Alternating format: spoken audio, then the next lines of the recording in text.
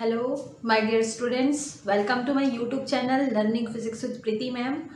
आज जो हमें टॉपिक पढ़ना है वो है लॉजिक गेट्स के बारे में। आज हम इसके पार्ट 2 की बात करते हैं। इसके पहले हमने देखा है basic gates and universal gate. आज जो हम टॉपिक हैं, आज इस टॉपिक के अंतर्गत हम पढ़ने वाले हैं कि यूनिवर्सल गेट से हम बेसिक गेट्स कैसे फाइंड कर सकते हैं, कैसे प्राप्त कर सकते हैं। यूनिवर्सल गेट आप लोग को मालूम ही है, नैंड गेट और नॉर गेट को कहा जाता है यूनिवर्सल गेट। और नैंड गेट और नॉर गेट की हेल्प से हम बेसिक लॉजिक गेट्स किसे कहेंगे? OR gate, AND gate and NOT gate, these are basic gates. ये हमारे क्या है? मूलभूत गेट है, लॉजिक गेट है। तो हम नैंड गेट और नॉर गेट की हेल्प से और गेट कैसे बना सकते हैं, नॉट गेट कैसे बना सकते हैं, एंड गेट कैसे बना सकते हैं, आज इस मैटर पे, इस पर्पस पे हम चर्चा करने वाले हैं। So let's start about basic logic gates from universal logic gates. Universal logic gates it means NAND gate and NOR gate. तो सबसे पहले हम देखते हैं कि नैंड गेट से नॉट गेट कैसे प्राप्त करें, नैंड गेट से और गेट कैसे प्राप्त करें, नैंड गेट से हम एंड गेट कैसे प्राप्त कर सकते हैं। लेकिन इससे पहले एक छोटा सा थ्योरम है जिसपे ये लॉजिक गेट्स जो है वो काम करते हैं। उस थ्योरम को कहा जाता है De Morgan theorem. D Morgan ने एक थ्योरम दिया है, दो थ्योरम दिए हैं उन्होंने, और इस थ्योरम के आधार पे हम यूनिवर्सल गेट से बेसिक लॉजिक गेट्स जो है वो आसानी से फाइंड आउट कर सकते हैं। ये मैथमेटिशियन है, डी मॉर्गन जो है एक मैथमेटिशियन भी है और एक साइंटिस्ट भी है, और इन्होंने दो नियम बनाए हैं। तो इनका जो पहला नियम है वो ये कहता है, अगर हम ये मान लें डी मॉर्गन प्रमेय, डी मॉर्गन प्रमेय, इन्होंने जो पहला नियम दिया है, जो पहला प्रमेय है जिसे हम फर्स्ट लॉ कहेंगे, प्रथम प्रमेय, इसके अनुसार अगर हम कोई दो वेरिएबल क्वांटिटी लेते हैं, कोई दो वेरिएबल क्वांटिटी इट मीन्स मान लेते हैं कोई दो चर राशियां, एक हमने राशि ले ली है ए और दूसरी चर राशि हमने ले ली है बी। आप इसे ऐसे भी समझ सकते हैं कि मान लेते हैं हमारे पास दो इनपुट सिग्नल है, ए और बी क्या है? दो इनपुट सिग्नल है, और ये वेरिएबल है, इनके जो वैल्यूज है वो कांस्टेंट नहीं है, ये वेरिएबल है, मतलब इनमें परिवर्तन हो सकता है। ये परिवर्तित, इसकी जो वैल्यूज है वो चेंज होते रहेंगे, जिसे हम कहते हैं वेरिएबल। तो यहाँ पे हमने दो इनपुट गेट्स लिए हुए हैं, दो इनपुट सिग्नल है। अगर हमारे पास दो वेरिएबल्स हैं, दो चर हैं, तो अगर इनका क्या किया जाए, a प्लस बी का बार अगर ऐसा हो तो ये हमें मिलता है a बार डॉट b बार। ये इनका फर्स्ट लॉ है, पहला प्रमेय है, और पहले प्रमेय के आधार पे हमने क्या लिए हैं, a और b दो चर हैं, दो वेरिएबल क्वांटिटी हैं, और ये दो वेरिएबल क्वांटिटी का हमने क्या किया है, सम लगा के इसका बार कर दिया। तो हमें जो इक्वल में मिलेगा ये किसके इक्वल होगा, a bar into B bar के। इन्होंने क्या किया है डी मॉर्गन ने, a प्लस बी के बार की जो वैल्यूज है वो सारी वैल्यूज जो बराबर आई है वो किसके, a bar dot B bar के इक्वल आई है। मतलब जो हमें इस वैल्यूज मिलेगी, जितनी वैल्यू हमें यहाँ पे मिलेगी वही वैल्यू हमें इससे भी मिलेगी। इस तरह से ये दोनों वैल्यूज जो है वो आपस में बराबर होते हैं। इस प्रकार हम इसे इस तरह से भी समझ सकते हैं। सपोज मान लीजिए हम a और b की वैल्यूज लेते हैं, ये कैसे वैल्यूज है, वेरिएबल है। सपोज मान लीजिए हमारे पास a है, b है, और यहाँ पे हम निकालते हैं a बार b बार, और हमारे पास ये मिलेगा a प्लस बी का बार, a प्लस बी का bar, and this one is a bar into B bar. हमें ये चेक करना है कि क्या ये दोनों वैल्यूज आपस में इक्वल हैं या नहीं। तो हम क्या करते हैं, यहाँ पे हमने एक टेबल बना लिया। इस टेबल के अकॉर्डिंग हम ये चेक कर सकते हैं कि ये दोनों वैल्यूज आपस में बराबर आते हैं या नहीं आते, ये लॉ जो है वो सेटिस्फाइड होता है या नहीं होता है। मान लेते हैं हमारे पास सिग्नल ए लो सिग्नल है, इट मीन्स 0 है, और सिग्नल बी भी हमारा लो सिग्नल है, इट मीन्स ये भी 0 है। तो हमें क्या चाहिए, ए प्लस बी चाहिए। ए प्लस बी क्या होगा, 0 प्लस 0, ये हमें 0 मिलेगा, लेकिन 0 का हमें क्या चाहिए, रिवर्स चाहिए। 0 का रिवर्स हमें क्या मिलेगा, 1 मिलेगा। अब हमें यहाँ पे चाहिए ए बार इंटू बी बार। तो हमें जरूरत पड़ेगी ए बार और बी बार की। हमारे पास सिग्नल ए है लो सिग्नल, इसका हमें रिवर्स चाहिए, तो ये हमें मिलेगा 1। सिमिलरली ये जो हमें सिग्नल बी है ये हमारा लो सिग्नल है, हमें ये क्या चाहिए, रिवर्स में चाहिए, तो ये क्या मिलेगा 1। तो इस तरह से यहाँ पे ए बार की वैल्यू 1 है और बी बार की वैल्यू भी 1 है। सो इट मीन्स 1 इंटू 1 हमें क्या मिलेगा 1।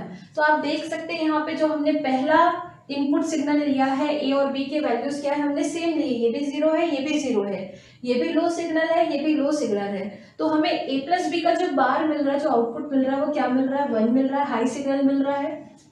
इसी तरह ए बार इंटू बी बार की जो वैल्यू मिल रही है ये भी हमें एक हाई सिग्नल जो है वो प्राप्त हो रहा है। इसी तरह से चलिए दूसरे वैल्यू के लिए हम इसे चेक करते हैं। मान लेते हैं ए की वैल्यू 1 है, हाई सिग्नल है, और बी को हम प्रोवाइड करते हैं लो सिग्नल।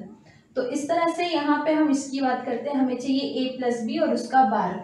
तो ए प्लस बी हम करते हैं यहाँ पे 1 प्लस 0, हमें क्या मिलेगा 1, और 1 का अगर हम रिवर्स कर दे तो हमें क्या मिल जाएगा 0 मिल जाएगा। इसी तरह हमें चाहिए ए बार इंटू बी बार, तो उसके लिए हमें पहले ए बार और बी बार निकालना है। यहाँ पे हमने लिया है ए की वैल्यू 1, तो ए बार हमें क्या मिलेगा 0, बी की वैल्यू हमने ली है 0, तो बी बार हमें क्या मिलेगा 1। अब हमें ए बार मिल गया बी बार मिल गया, हमें इसे क्या करना है मल्टीप्लाई करना है। सो 0 इंटू 1 हमें क्या मिलेगा 0 मिलेगा। तो इस तरह से देखिए ए प्लस बी का जो बार है वो भी हमें 0 मिल रहा है, ए बार इंटू बी बार जो है वो भी हमें सेम मिल रहा है, 0 मिल रहा है। थर्ड केस लेते हैं। थर्ड केस में हम ए की वैल्यू को 0 रखते हैं और बी की वैल्यू को हम 1 कर देते हैं। अब हमें निकालना है ए प्लस बी का बार, क्या मिलेगा 0 प्लस 1 अगर हम करें तो 0 प्लस 1 इट मीन्स 1, और 1 का रिवर्स हमें क्या मिलेगा 0 मिलेगा। सेम एज हमें अब चाहिए ए बार इंटू बी बार निकाला, तो हमें ए बार और बी बार चाहिए।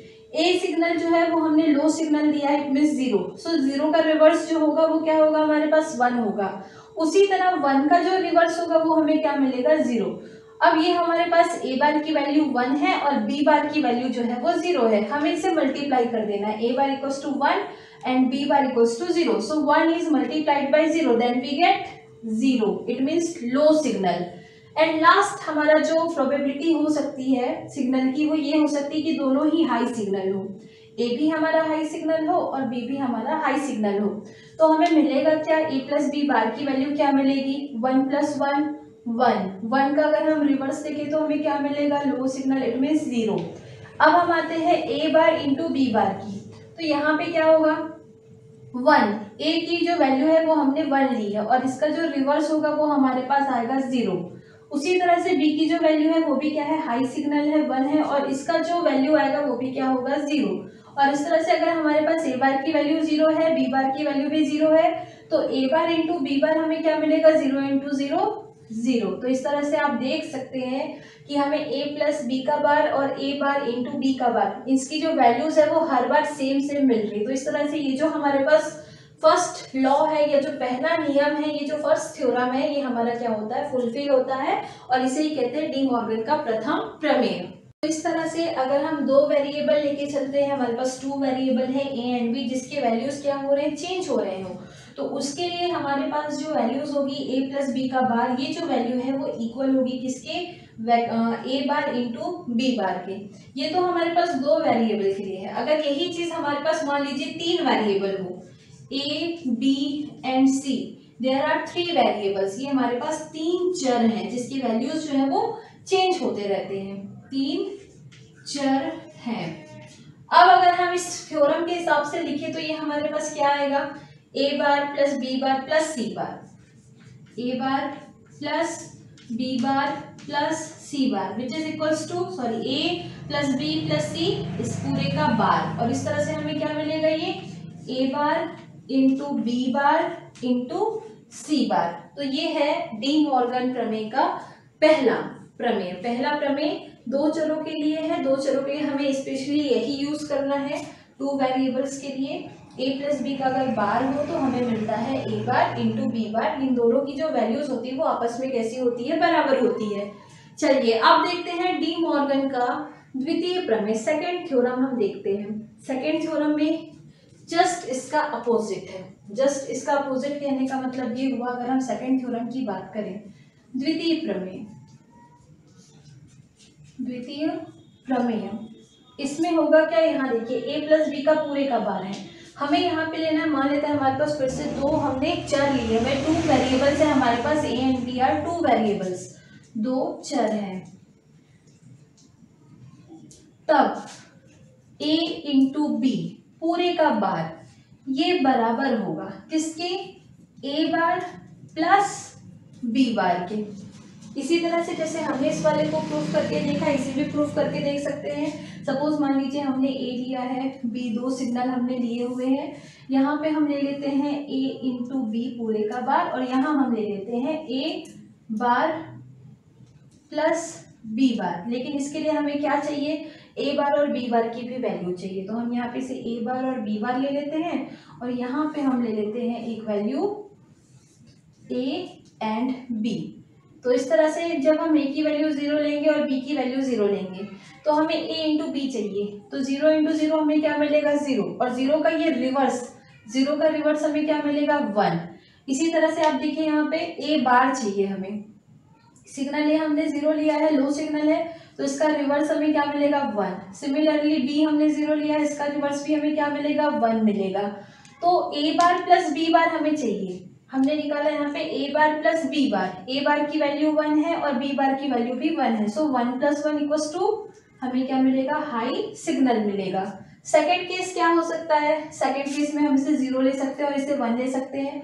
इनपुट सिग्नल ए जो है वो हमने लो सिग्नल लिया है, और इनपुट सिग्नल बी जो है उसे हमने 1 लिया है, हाई सिग्नल है। तो इस तरह से हमें चाहिए ए डॉट बी का बार। तो ए डॉट बी करके इनको मल्टीप्लाई कीजिए, 0 इंटू 1 करेंगे हमें मिलेगा 0, और 0 का रिवर्स हमें क्या मिलेगा, 1 मिलेगा।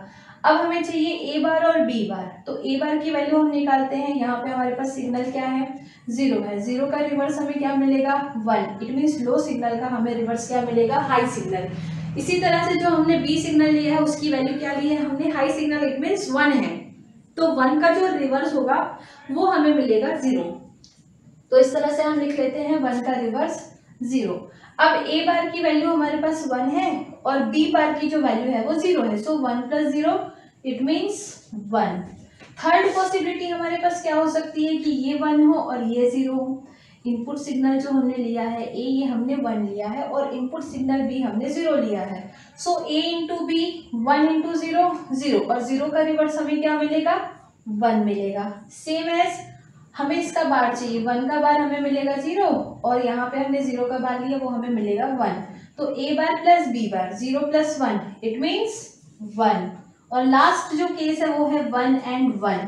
ए भी 1 है और बी भी 1 है। सो 1 इंटू 1 हम कर देते हैं, 1 इंटू 1 करेंगे तो हमें 1 मिलेगा, और 1 का जो रिवर्स मिलेगा वो हमें 0 प्राप्त होगा। इसी तरह से ए का बार हमें चाहिए, तो 1 का रिवर्स हमें मिलेगा 0, और बी का रिवर्स भी हमें क्या मिलेगा, 0 मिलेगा।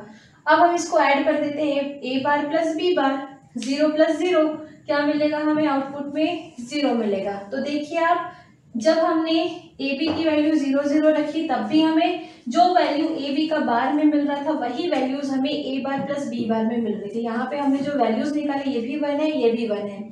यहाँ पे हमने सेकंड में देखा तो सेकंड जो पॉइंट है इसमें भी हमारे पास सेम वैल्यूज आई है, थर्ड में भी सेम है और फोर्थ में भी सेम है। तो इस तरह से जो डी मॉर्गन का सेकंड थ्योरम है, इस थ्योरम के हिसाब से ए डॉट बी का बार बराबर होता है ए बार प्लस बी बार के।